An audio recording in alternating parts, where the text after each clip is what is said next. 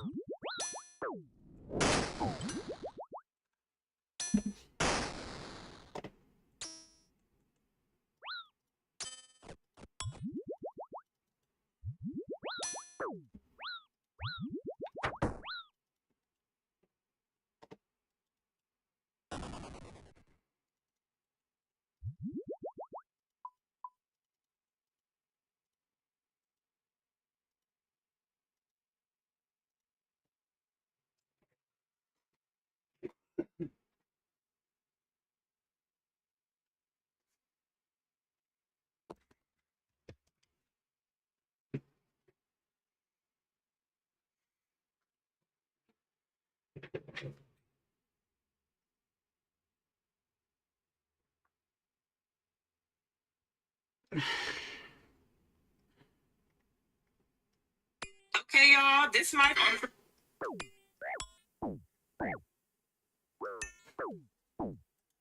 You know what the heck? I was AFK, bro. 1.2 mil.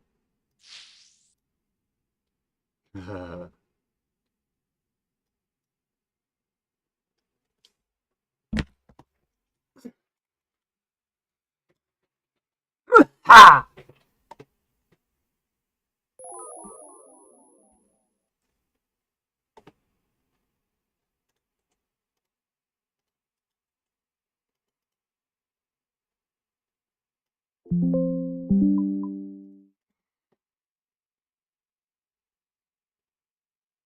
1.2 mil, lads.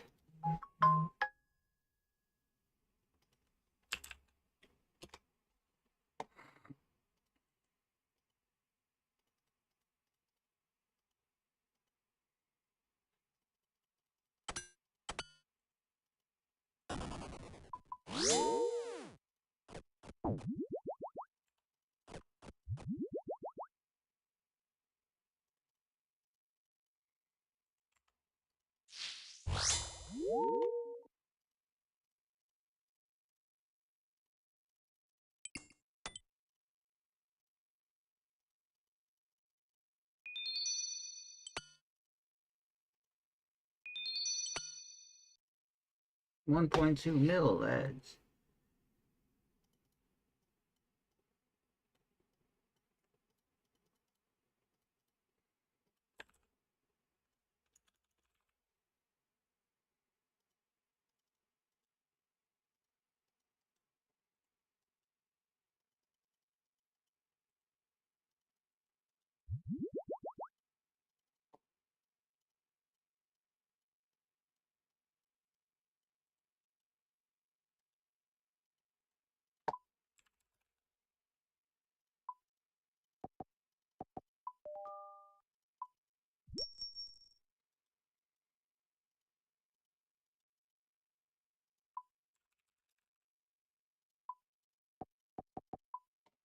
Get some of this, some of that.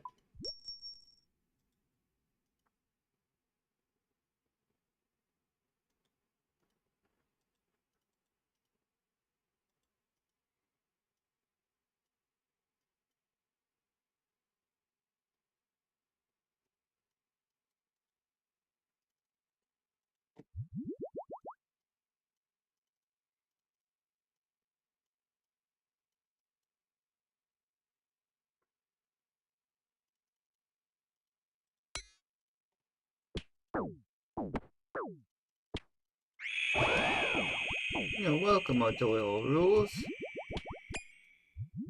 My sailing level is 1.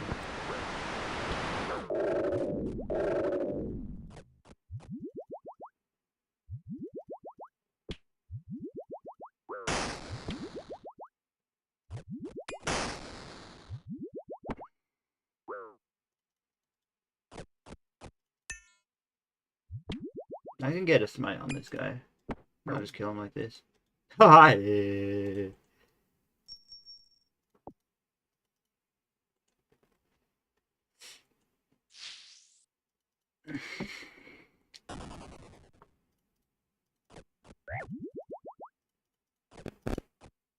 My 2 accounts, we're trying to make that bank, brother.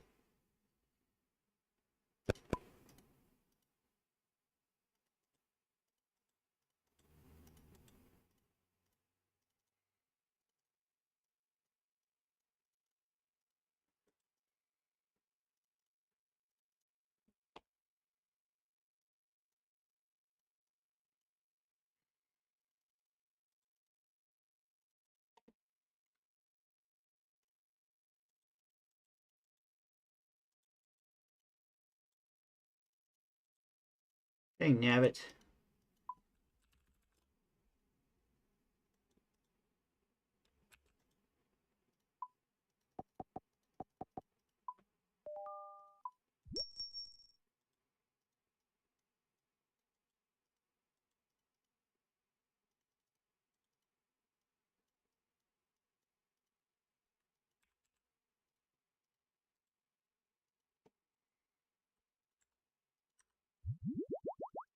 And I gotta run to G on both accounts, bro.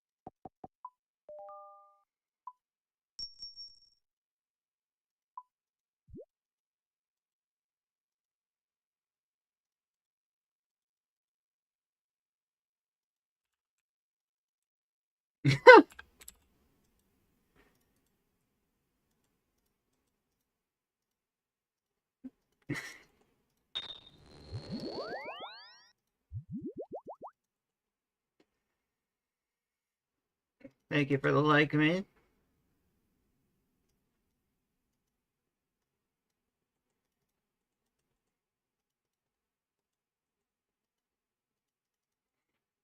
Hey, Ripsy.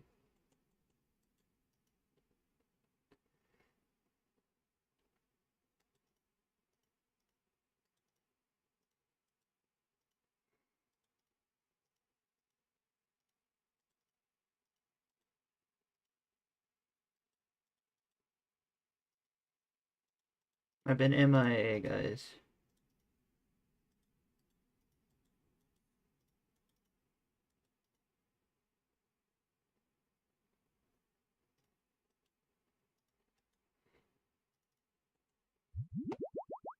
But I'm back. Ready for action.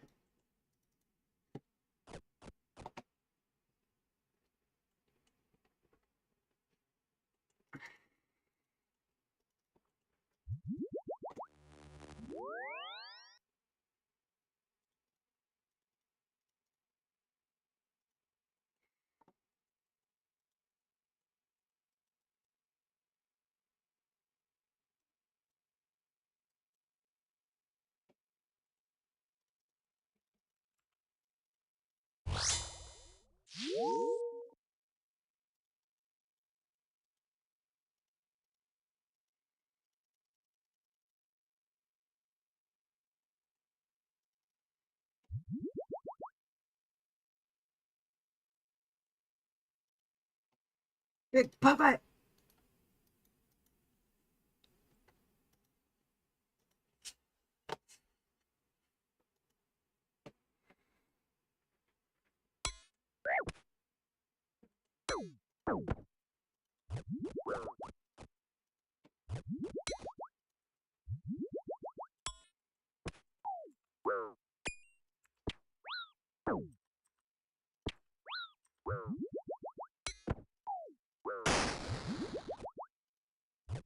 Let me see triple eight, bro.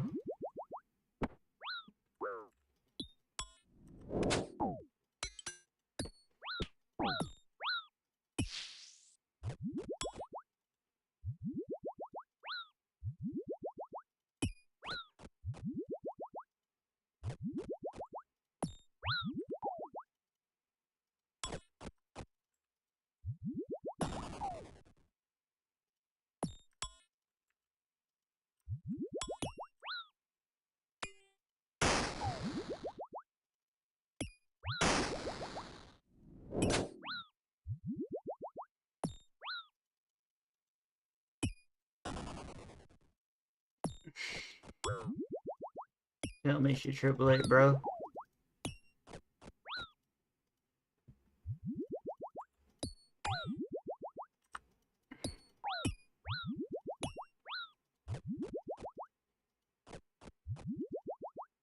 Oh, she's going for the kill.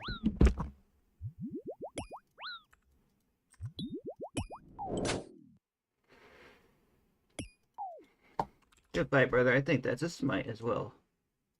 We'll take that. 5 mil cash. That was clearly a smite. Clearly a smite, bro. Merry Christmas, indeed.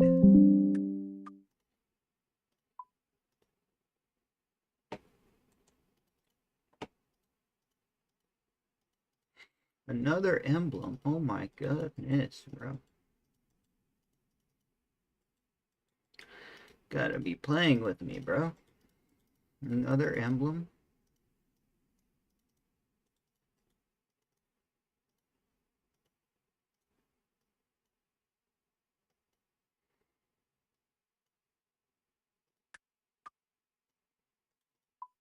No!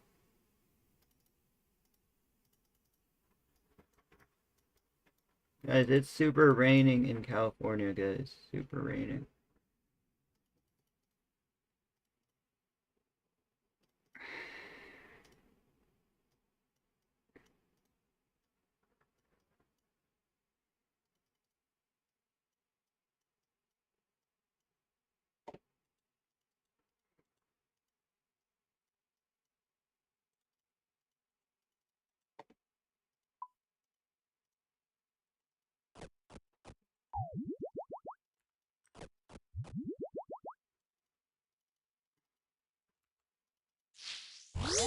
Can you bless me for Christmas? Sure.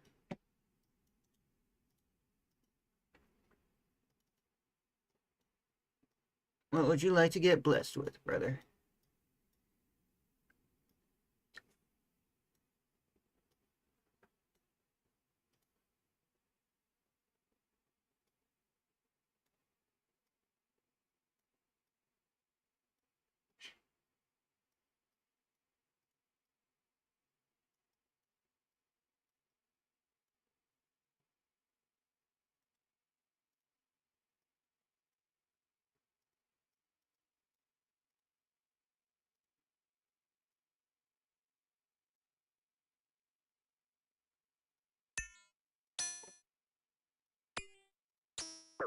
What, brother?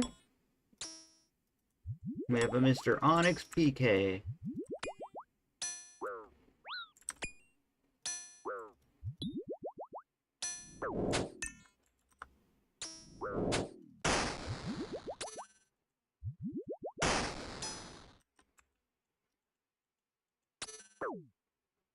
I could see about doing that. Probably not, though.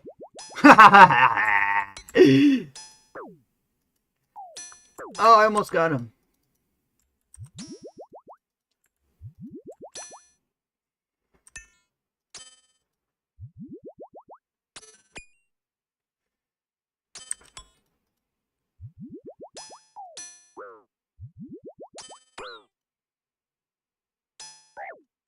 Bro, what a freaking champion, man.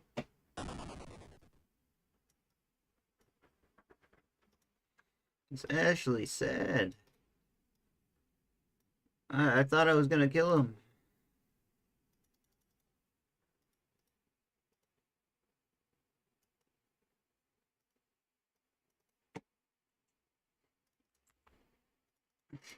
Unfortunately, I can't do that, as I have died. I should have ate, bro.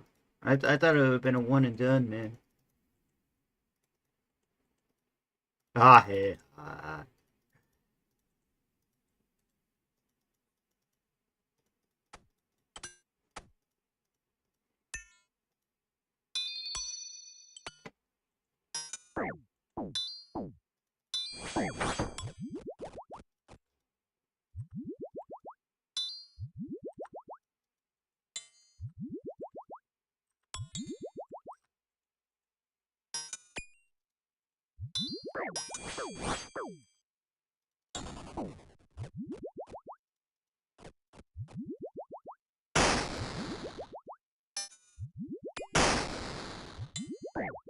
A bit of one and done, man.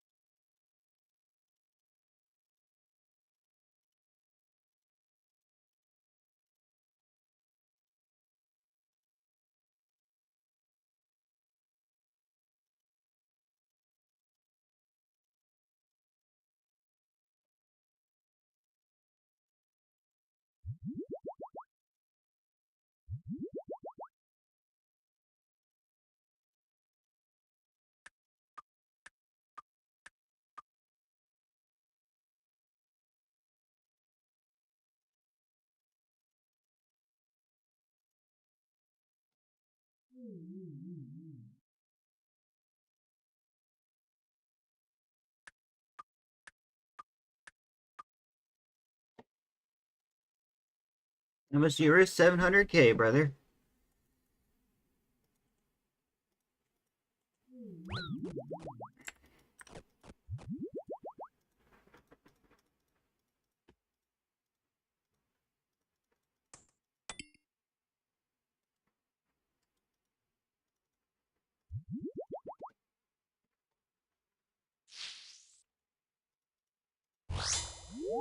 Oh, 700K.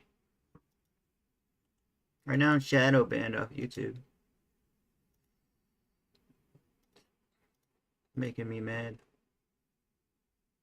My streams get one viewer, bro. They used to get 200 plus views.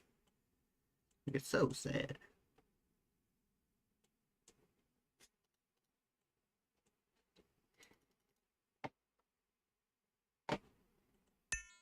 Been a while since I check in. Welcome, man. Welcome.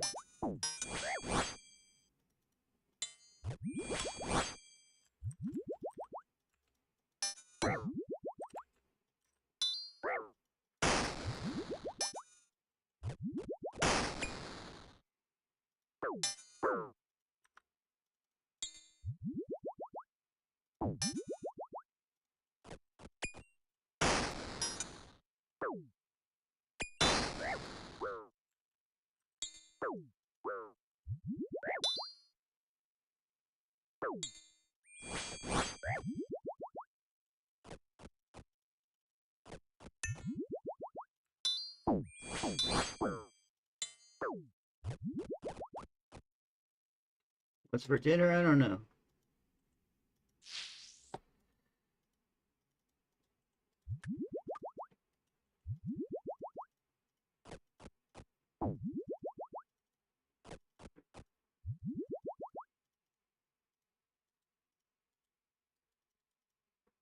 I do not know, man.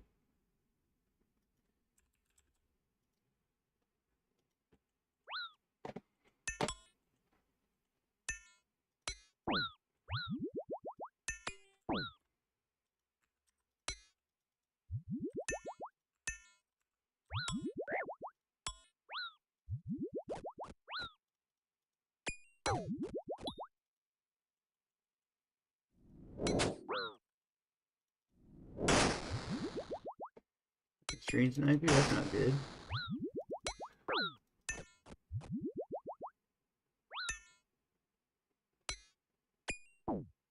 Good luck.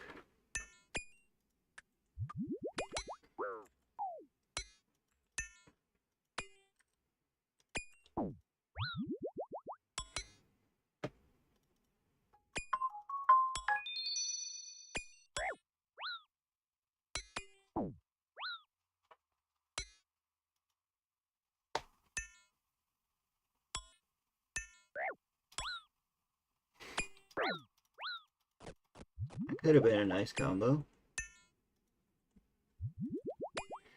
But it wasn't.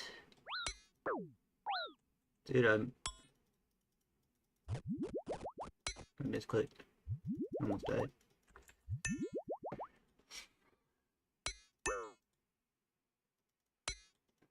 That was very, very risky, brothers. World's best PK hero? Thank you, man.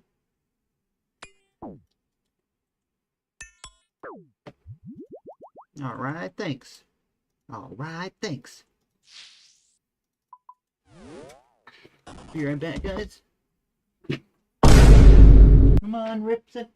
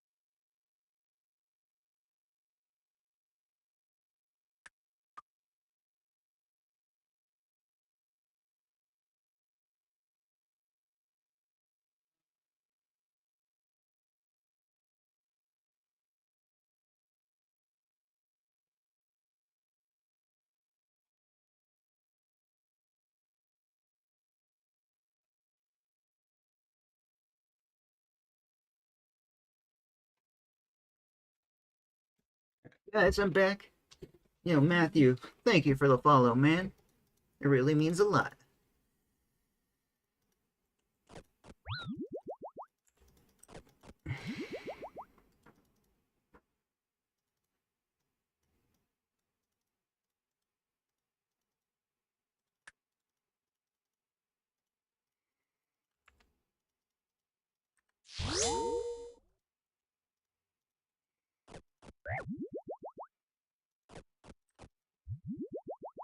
I have schizophrenia.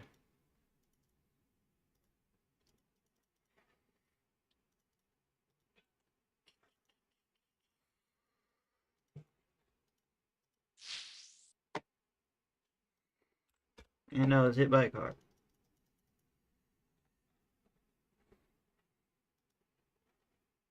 Frontier's 100% real, man? fiber internet, powered by the speed of light, made for doing. And now get this amazing deal before it's gone. Frontier Fiber. Today we're getting into the latest tech EV Start and Tesla fasting, news, bro. including huge That's my demand advice. in China, the battery innovations coming Tesla's way soon, Lucid's huge software issues, a major Ford recall, and more. So let's get into it, and a special thanks to LastFit for sponsoring this video. All right, thanks. Appreciate it. First up today, Tesla is always expanding their supercharger network, and lately this particularly includes expansion to other EVs. But of course, their latest superchargers are V4 superchargers, and one thing that makes these particularly great is how they are much more compatible with third-party EVs. These have a screen on them and longer cables to support other EVs and people who don't necessarily need to get the Tesla app. And this also meets with certain regulation. So we're now seeing new supercharger terminals here, and Tesla is replacing individual credit card readers at each stall on some of these updated V4 superchargers. Instead, they're going with a single centralized payment kiosk at the station. Yeah, I'm ready for Christmas. Previously, these V4 stalls had a small screen and a card reader on each post to comply with regulations requiring on-site payment options for drivers who don't use the app. But with the new setup, drivers who want to pay with a card must walk to the central touchscreen kiosk, plug in their vehicle, and then use the kiosk to authorize and start the car charging session.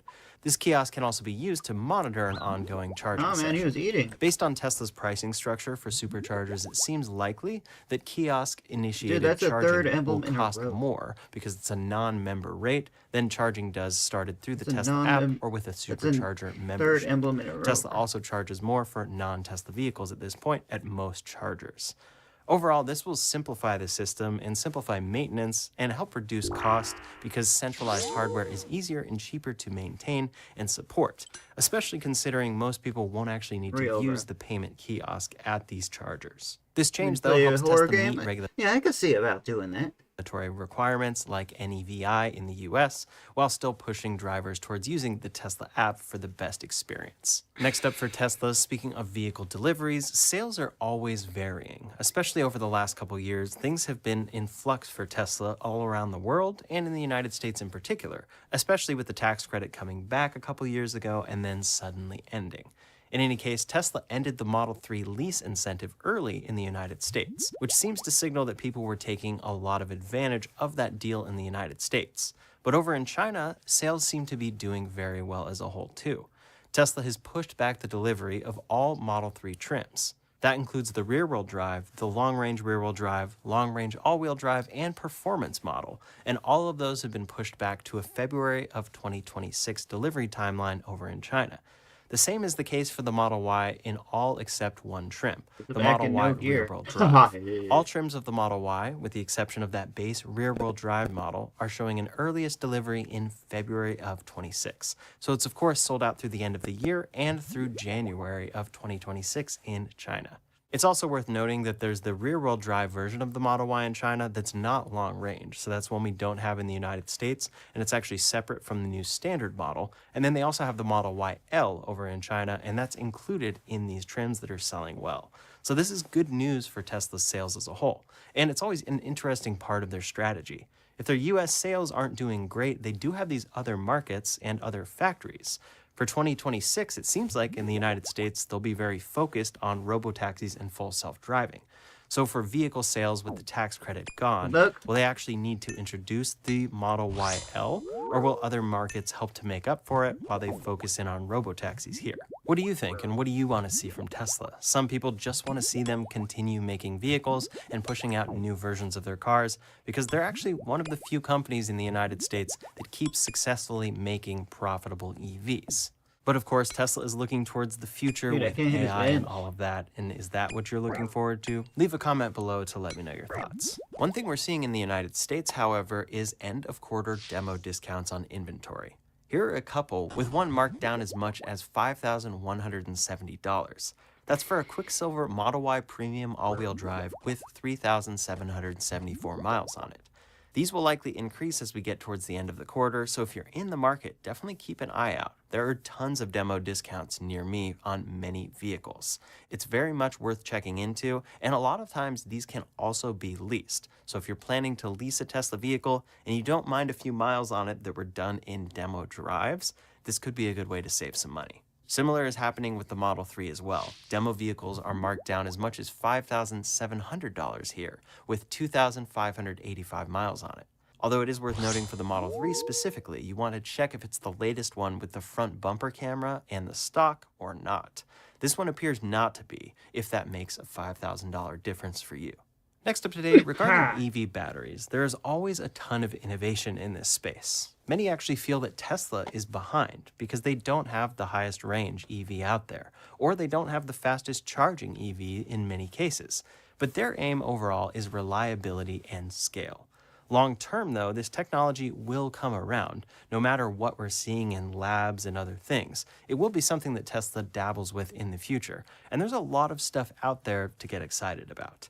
First is surprisingly over at Mazda in a partnership. They've debuted the EZ60 SUV at the Shanghai Auto Show. This has an 807-mile range CLTC with an LFP battery chemistry. So for an EPA estimated range, it's about 540 miles. And then it gets fast charging at 800 volts. 540 miles is an incredible range to get with an EV, and especially one that uses an LFP battery chemistry. So this is something that's very exciting to see. Over at Geely, they have a similarly large range electric vehicle, but theirs is a hybrid. This is the M9 plug-in hybrid. So they talk about a 935-mile CLTC range, which would translate to about 626 EPA estimated miles. But it's only about 143 miles of an EV-only range, or about 95 miles EPA. Either way, that's a very long-range vehicle that would allow you to go extremely long distances without having to charge, or maybe completing the majority of a road trip without ever having to fill up. Now, those are some real-world examples, but there are plenty of other batteries that people have tested in the lab. Like over at Toyota, they're invested in a company that has a novel cathode material for solid-state fluoride-ion batteries, and they say that these deliver double the energy density of today's batteries. That would mean it could boost the range of today's EVs from something like 300 miles to 600 miles, or the range of a top-range Model Y from 350 miles to 700 miles on a charge. Of course, that would be incredible to see. At the same time, there's a German solid-state lithium-sulfur battery, and this passed 600 watt-hours per kilogram as a metric. Again, it's nearly double the energy density of conventional battery cells, which is incredibly impressive to see. And the point here is that it's double the energy density. This isn't just a larger battery pack. 2 mil cash. It's double the density in the same size pack. Another one comes from KAIST and LG Energy Solutions, and this is a lithium metal battery. KAIST is the Korea Advanced Institute of Science and Technology, and this lithium metal battery is capable of 500 miles on a single charge, and they claim that it can fast charge in as little as 12 minutes and has a lot of durability. Before we go any further, I want to take a moment to highlight today's sponsor, LastFit. LastFit makes innovative vehicle accessories, including the highest quality floor mats I've had in my Model Y. When you order a new Tesla, the floor mats can be disappointing. Some of them come with these basic floor mats, and others don't come with any floor mats at all. These basic carpet mats, which are the ones that came with my new Model Y, end up looking dirty very quickly. Additionally, they don't always protect the floor underneath them since they're basically just sitting loosely on top. LastFit's mats, on the other hand, solve all of these problems. They're a sleek, perfect fit with a molded lip that keeps messes away from your Tesla. They're water resistant, so even if I pour water onto the floor of my car, I can just easily take out the mats and shake them dry. Then when they get really dirty, you can wipe them down or hose them down. They're such a perfect fit that they never get in the way either. Here they are in use, and you can see how they look like they could be an included accessory with the Model Y. I can slide my seat all the way forward and it doesn't interfere, or slide it all the way back and there's no unprotected gap. The same goes for the back seat. No matter how I move the seats, the mats never get in the way, or feel like anything additional that's cluttering the space. They fit perfectly into the car's minimalist design. Even the rear seat liners stay perfectly in place when you adjust or fold the rear seats. Christmas is coming, and floor mats make a great Christmas gift for friends and family. And in addition to Tesla floor mats, LastFit also offers many mats for other makes. Click the link in the video description below and use code RS20 for 20% off your purchase. Now, in the United States, scientists have been working on the dry cathode, and this would be a manufacturing breakthrough. And scientists from Argonne National Laboratory say that it's a near-term commercial technology. It eliminates toxic solvents and high-energy drying steps during the battery manufacturing process, and it allows for around a 46% reduction in battery manufacturing energy use. This is something Tesla has actively been working on themselves, along with, clearly, others in the United States. They've been working on this for a while, and they've made a prototype Cybertruck with 4680 battery cells that use that dry cathode. But it does seem like something that could still be a ways off from scaling. They've hit many challenges throughout the production process, and the first time we really heard about this was all the way back in 2020. Since then, we were expecting 4680 battery cells to make their way into all of Tesla's products, and today we only see it in the Cybertruck. And then the dry cathode was expected to be a big part of what brought down their battery cost, and we still haven't seen it actually come to fruition other than this single Cybertruck prototype. As you can see, there are a ton of advanced battery technologies out there, and these are just some of the most exciting that we've seen. Some of them are actually coming to market, like we've seen over at Mazda. Some of them are coming to market in other countries or already exist, and then some of them are just lab experiments that they're proving out in concept. Picture this. Saving up to 10% when you bundle your home and auto insurance with USAA. Some things just click. Get a quote today.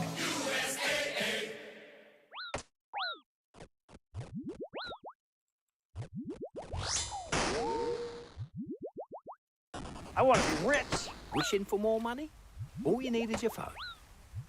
No. Go to Geico, get a quote, and you could save $900 with your phone. Look at that, it's ringing. It feels good to save some coin. It feels good to Geico.